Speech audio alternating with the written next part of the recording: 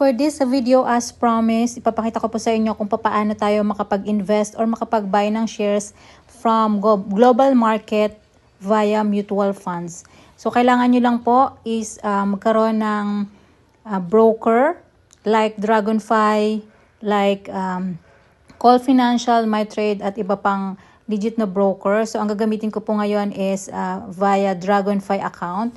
So, mag-login lang po kayo kapag meron na kayong fund or nakapag-deposit na kayo sa inyong Dragonfy account. So, ready na po kayong mag-invest sa global markets via mutual fund. So, nandito po tayo sa ating Dragonfy account. Dito po sa ating dashboard, punta lang po kayo dito sa funds. Click nyo lang po yan. And then, ayan, makikita nyo na po yung lahat ng mutual funds. So, meron po tayo all in all na 31 mutual funds. Ayan.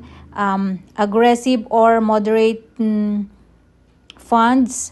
Ayan. Pero ang ibabay po natin for this video is global market, which is aggressive.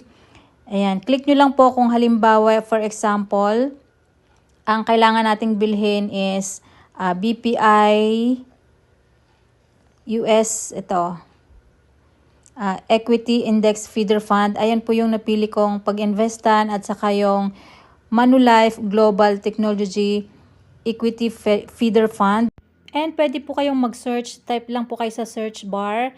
Kung halimbawa global, lalabas mo na po dyan lahat ng global funds. Kung ano yung gusto nyong global funds or mutual fund, yun po yung pipiliin nyo. And for example, ang pinili ko is yung Manulife Global Technology Equity Feeder Fund. Ayan, nasa 87.1576 yung net asset per value niya as of noong nag-buy ako ng share. And then, andito po sa screen kung ano yung mga information na kailangan nyong malaman. So, yung minimum investment is 1,000 pesos. Additional investment is wala siyang minimum, walang maximum. So, it's up to you.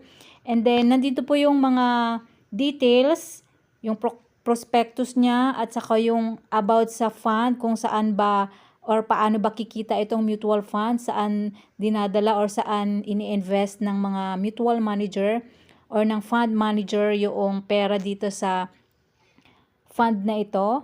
So, basahin nyo lang po at kailangan nyo po of course na mag-research or check ng information na kailangan nyong malaman before kayo mag-buy ng kung ano mang fund na gusto nyong pasukin. So, sa lahat po ng investment reminder, sana ay check nyo muna kung ito ba talaga yung gusto nyong fund or ito ba talaga yung gusto nyong stocks. So, kailangan nyo pong pag-aralan para alam nyo po yung pinapasok nyo at alam nyo kung saan at paano kikita yung pera natin dito sa fund na to para at least kung ano mang mangyari dun sa fund is aware kayo kung ano yung pinasok nyo. And then, pag-check natin dito sa details, pag-show more natin itong Manulife, makikita natin dyan na ito nga ang risk level niya is aggressive and wala siyang minimum holding period. Ibig sabihin, anytime ay pwede tayong lumabas dito or pwede nating isell ang ating shares at kung ready na, i-click mo lang itong buy and meron po tayong kailangang sagutan. So, click mo lang po yung start para sa assessment at para ma-check po kung anong klaseng investor tayo. For example, moderate investor ka or aggressive investor. Yan. Meron pong mga nasa 6 yata or ilang questions na kailangang sagutan. So, personal questions naman po ito at based po sa mga answers nyo dito ay doon sila magbabase kung anong klaseng investor ka. Kung ano yung risk tolerance mo pagdating sa pag-invest dito sa mutual fund. Ayan, nakapagsagot na tayo dito sa mga questions na kailangan nating sagutan para sa assessment. After po nyan, i-click nyo lang po yung next kapag natapos na and then i-double check nyo po yung mga sagot nyo. Kung meron kayong kailangang palitan, pwede pong mag-back. At kapag okay na, i-click nyo lang po yung confirm para mag-continue yung process. And ayan, click nyo lang po yung I agree, yung box na yan. And then click mo lang ulit yung confirm para ma-process. And ito yung result. Yung result ko is your risk profile is moderate. Ibig sabihin, yung mga i-recommend ni Dragonfy na mutual fund sa akin ay mga moderate funds. Pero pwede pa rin po tayo mag-invest sa mga aggressive funds.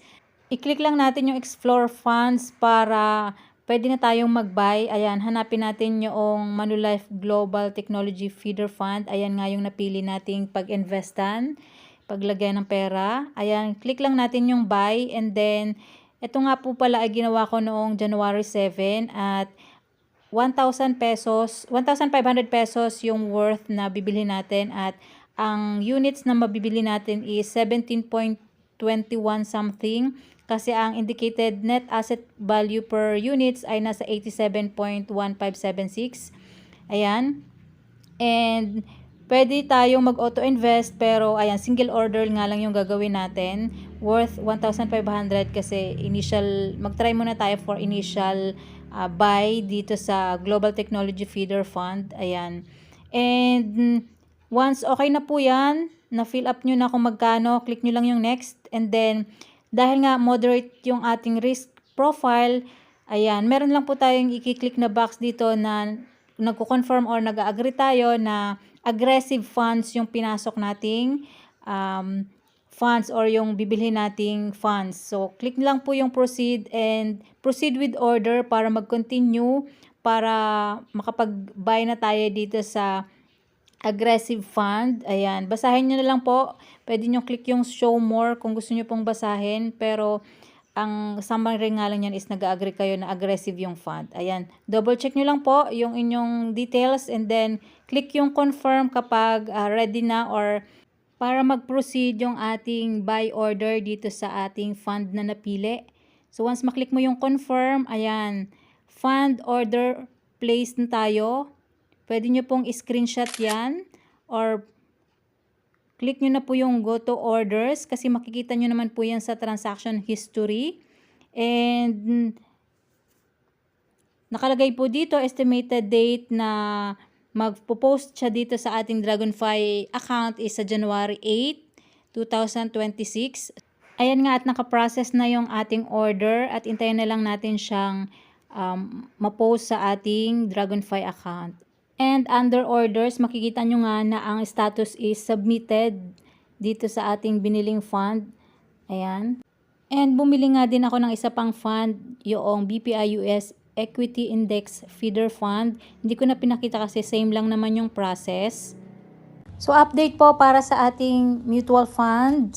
So nandito tayo nga ulit sa ating Dragonfly account.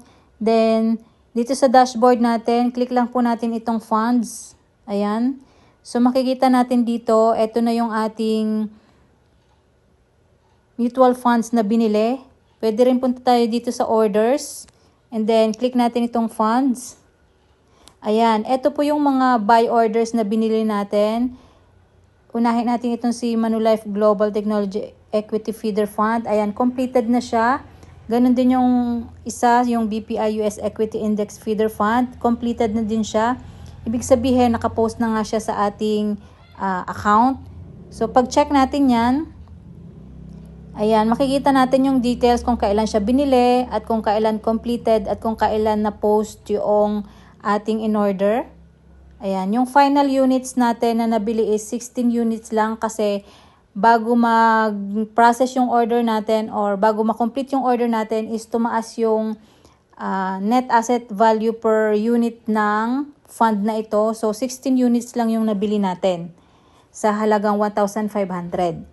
And then, dito naman sa isang fund, ayan, in-order ko siya or submitted order noong January 7, and then na-complete yung order is noong January 8, and yung amount na pinambili natin is 1,009. So sinagad ko na yung laman ng aking Dragonfly account, and then yung final units na nabili natin or yung hawak na natin ngayon is 3 units, kasi ang value upon completion or upon na-process yung ating pag-buy order is itong 259.71. Kaya 3 units lang yung nakuha nating share.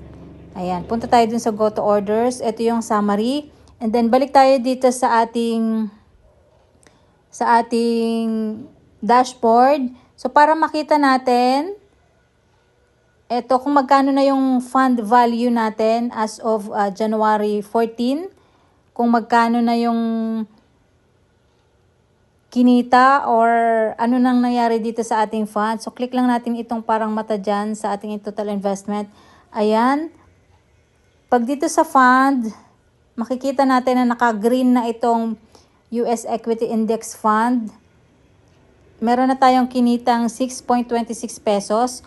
While dito sa Global Technology Feeder Fund is negative tayo ng 1.79. Check natin yan. Ayan. Kung makikita natin, ito na yung updated value for this moment ng fund na ito. And then, yung isa naman, double check din natin. Or pwedeng click lang natin ganyan. Ayan. Negative na 1.79.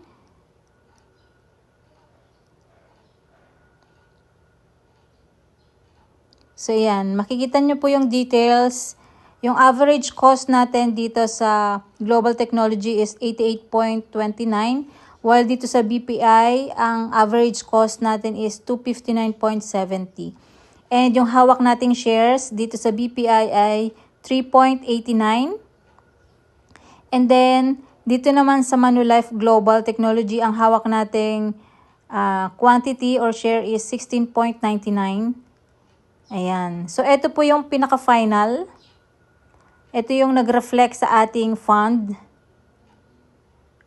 So, kapag magbabay tayo, at saka versus doon sa papasok na dito or nakaposted na dito sa ating portfolio, so meron siyang konting difference. Kasi nga, mabilis magbago yung mga presyo. Mabilis magbago or mag-fluctuate yung value ng mga funds. Ayan. Gayon lang po para makapag-invest sa mga global markets at via mutual fund dito sa Pilipinas via Dragonfy account. At kung wala ka pang Dragonfy account, meron ako mga videos kung paano makapag-open at makapag-deposit at paano makapag-start, makapag-invest dito sa Dragonfy account. So, ayun lang po muna for this video. Thank you so much for watching. Bye!